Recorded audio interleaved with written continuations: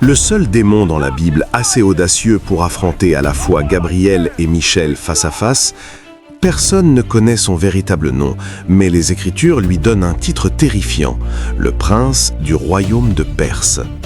Ce n'était pas l'homme portant une couronne, c'était le dirigeant caché derrière un empire, une puissance obscure dirigeant les guerres et influençant l'histoire. Dans l'ombre, Daniel 10 le rapporte clairement. Daniel jeûna et pria pour son peuple, et il ne s'arrêta pas pendant 21 jours entiers. Dès le premier jour où il parla, Dieu avait déjà envoyé Gabriel avec une réponse. Mais dans le royaume spirituel invisible, le prince de Perse attaqua soudainement, saisissant Gabriel comme dans un étau et le retenant pendant 21 jours. Sur la terre, on aurait dit que rien ne se passait, juste un vieil homme continuant à prier à travers ses larmes, comme si Dieu était resté silencieux. Mais dans les cieux, une guerre avait déjà commencé.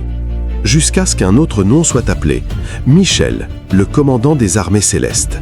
Il ne vint pas pour négocier, il se lança directement dans la bataille, brandissant une épée flamboyante et entrant en collision frontale avec cette puissance des ténèbres.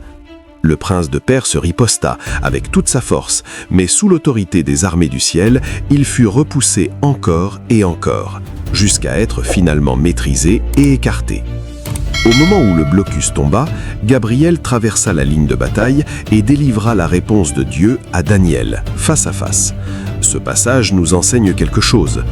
Parfois, lorsque tu penses que Dieu est silencieux, ce n'est pas qu'il t'ignore, c'est que ta prière déclenche une guerre que tes yeux ne peuvent pas voir.